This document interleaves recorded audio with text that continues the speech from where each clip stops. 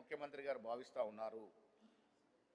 రేవంత్ రెడ్డి గారి నేతృత్వంలో ప్రతిష్టాత్మకంగా రాష్ట్రంలో అన్ని అసెంబ్లీ నియోజకవర్గంలో నూతనంగా ఒక సైంటిఫిక్ మోడ్ని తలపించే విధంగా ఇండియా ఇంటిగ్రేటెడ్ రెసిడెన్షియల్ స్కూల్స్ని ఏర్పాటు చేయబోతా ఉన్నాం.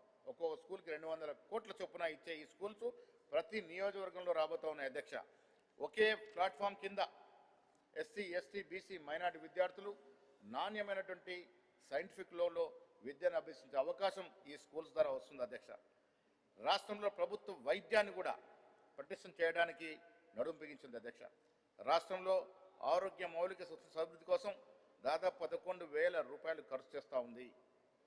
హైదరాబాద్ తర్వాత మరో పెద్ద నగరం అయినటువంటి వరంగల్లో హెల్త్ సిటీ, ఇక్కడ సనత్ నగర్, అల్వాల్, ఎల్బీ నగర్లో Telangana institute of medical sciences, NIMS విస్తరణ, కొత్తగా ఉస్మానియా ఆసుపత్రి నిర్మాణం. ఇదే కాకుండా రాష్ట్రంలో దాదాపు 17 కాలేజీలకి, మెడికల్ కాలేజీలకి నిర్మాణాన్ని చేపట్టింది.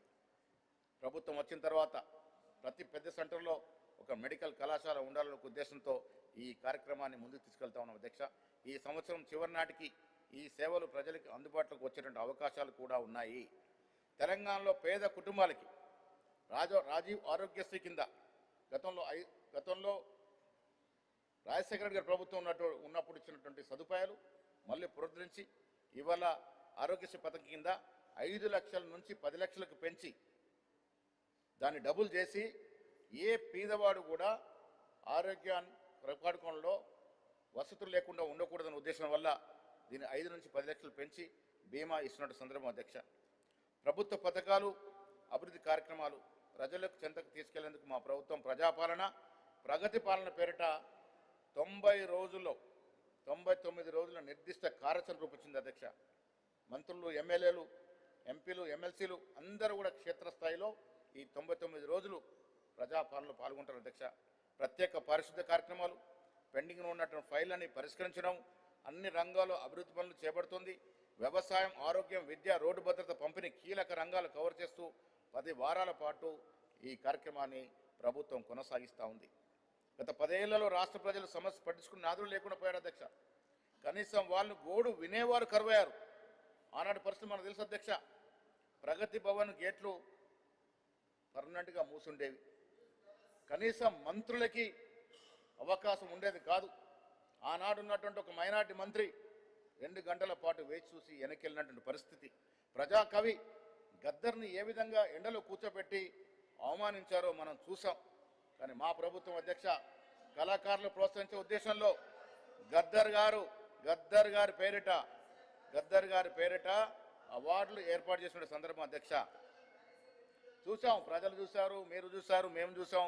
ప్రగతి భవన్ ఏ రకంగా ఫంక్షనింగ్ ఉండేదో మీలాంటి వాళ్ళకి కనీసం అవకాశం ఉండదు. అధ్యక్ష, మంత్రులకి అవకాశం లేనటువంటి ప్రగతి భవన్ని ప్రజాభవన్గా మార్చి ఇవాళ నిరంతరం ప్రజలకు అందుబాటులోకి తీసుకొచ్చాం. అధ్యక్ష, ప్రజావాణి కార్యక్రమం పేరిట ఇప్పటి వరకు దాదాపు 65,000 అర్జీలు వచ్చాయి. అధ్యక్ష, ప్రజలు నేరుగా ప్రజాభవన్కి వచ్చి అర్జీలు పట్టుకునే అవకాశం ఇచ్చింది. అధ్యక్ష, వీటిలో డిజిటల్ ట్రాకింగ్ వ్యవస్థ ద్వారా ఇప్పటి వరకు దాదాపు 47,000 అర్జీలను ప్రభుత్వం పరిష్కరించింది. అధ్యక్ష, దానికోసం ప్రత్యేక విభాగం ఏర్పాటు చేసి ఒక క్యాబినెట్ ర్యాంక్తో మా నాయకుడిని అక్కడ చెన్నారెడ్డి గారిని అక్కడ పెట్టడం జరిగింది. అధ్యక్ష, మరొక అంశం. అధ్యక్ష, కాంగ్రెస్ పార్టీ అధికారంలోకి వచ్చిన తర్వాత చరిత్రాత్మక నిర్ణయం. ప్రభుత్వం సామాజిక న్యాయం కోసం కట్టుబడి ఉంది అని చెప్పడానికి దేశ చరిత్రలో అధ్యక్ష ఆనాడు బ్రిటిష్ వారు కుల సర్వే చేస్తే దాదాపు 90 సంవత్సరాల తర్వాత ఈ రాష్ట్రంలో ఏర్పడినటువంటి కాంగ్రెస్ ప్రభుత్వం, ముఖ్యమంత్రి గారు ఒక అగ్రవర్ణానికి చెందినవాడు ఇప్పటికి కూడా మా అధినాయకులు ఖర్గే గారు, రాహుల్ గాంధీ ఆకాంక్షల మేరకు చరిత్రాత్మక నిర్ణయం తీసుకొని దాదాపు 100 ఏళ్ల క్రితం జరిగినటువంటి సర్వే తర్వాత మళ్ళీ మొట్టమొదటిసారి స్వతంత్ర భారతదేశంలో మొట్టమొదటిసారి కుల సర్వే జరిగింది తెలంగాణలో. అధ్యక్ష, ఇదొక చరిత్రాత్మక నిర్ణయం. కుల సర్వే చేపట్టి శాస్త్రీయబద్ధంగా ఏ జనాభా ఎంత ఉందో చెప్పగలిగినాం. అధ్యక్ష, ఒక అఫీషియల్ డాక్యుమెంట్ ఇవ్వగలిగినాం. ఏ ఇతర రాష్ట్రంలో జరగలే. బీహార్లో, కర్ణాటకలో సర్వే జరిగినా వాటిని టేబుల్ చేయలేకపోయినారు. అధ్యక్ష, మేము ధైర్యంగా కుల సర్వే చేయడం కాకుండా దానికి పైకి తీసుకొచ్చిన పరిస్థితి. వెనుకబడిన తరగతి మా ప్రభుత్వం 2 ముఖ్య చట్టాలు తీసుకొచ్చింది. అధ్యక్ష, వెనుకబడిన తరగతి వారికి ఉద్యోగాలు ఇవ్వాలని, విద్యాపరంగా అవకాశాలు ఇవ్వాలని, 2 చట్టాలు తీసుకొస్తే అసెంబ్లీలో పాస్ చేసి కౌన్సిల్లో పాస్ చేసి గవర్నర్కి పంపితే అవి రాష్ట్రపతి దగ్గర పెండింగ్ ఉన్న అధ్యక్ష. బీజేపీ బీఆర్ఎస్ వేరు కాదు అధ్యక్ష. బీసీల రిజర్వేషన్ అనగదొక్కడంలో ఆపడంలో బీఆర్ఎస్ పార్టీ బీజేపీ పార్టీ ఒకటై రాష్ట్రపతి దగ్గర దీన్ని బిల్లు అట్టిపెట్టారు అధ్యక్ష. కాంగ్రెస్ ప్రభుత్వానికి చిత్తశుద్ధి ఉంది కాబట్టి 2 బిల్లులు 2 చట్టాలు చేసి మేము పైకి పంపితే ఉద్దేశపూర్వకంగా బీఆర్ఎస్ పార్టీ బీజేపీతో కుమ్మక్కై వెనుకపడ్డ తరగతుల వారికి రిజర్వేషన్ అందకూడదని నోటికాడికి వచ్చిన ముద్దను కొట్టేశారు అధ్యక్ష. ఇప్పటికీ ఆ బిల్లులు పెండింగ్ ఉన్న అధ్యక్ష. అయినప్పటికీ కూడా మా కమిట్మెంట్ అధ్యక్ష, కాంగ్రెస్ పార్టీ, మా ముఖ్యమంత్రి, మా నాయకుల కమిట్మెంట్ పార్టీ పరంగా రిజర్వేషన్ ఇస్తామని చెప్పడం జరిగింది అధ్యక్ష. ఎమ్మెల్యేలతో మాట్లాడి జరిగిన సర్పంచ్ ఎలక్షన్లో రిజర్వేషన్ లేకపోయినా మా పార్టీ వారు గుర్తు సింబల్ లేకపోయినా దాదాపు 70% పై గెలిచినారు అధ్యక్ష.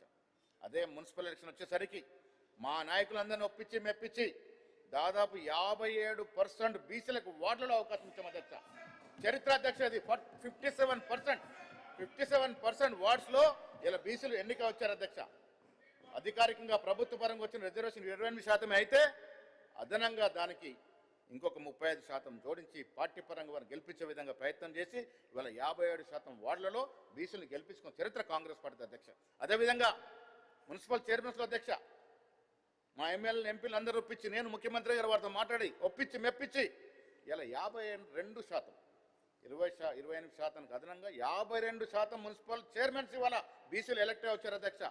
దాదాపుగా 75%కి పైగా ఇవాళ ఎస్సీ ఎస్టీ బీసీ మైనార్టీలు మున్సిపల్ ఎన్నికల్లో గెలిపించుకున్నామంటే ఇది కాంగ్రెస్ పార్టీ కమిట్మెంట్ అధ్యక్ష. వాళ్ళు ఏం చేస్తున్నారు అధ్యక్ష? ఆపడం తప్ప ఏం చేస్తున్నారు? చట్టం చేసినటువంటి అసెంబ్లీ చేసినటువంటి చట్టాలని ఆపే ప్రయత్నం చేస్తున్నారు తప్ప వీళ్ళని ఆదుకునే ప్రయత్నం ఏమాత్రం చేయట్లే. ఈ రాష్ట్రంలో బీసీలు గ్రహిస్తున్నారు అధ్యక్ష. బీఆర్ఎస్ బీజేపీ పార్టీ యొక్క వైఖరిని నిశ్చితంగా పరిశీలిస్తూ ఉన్నారు.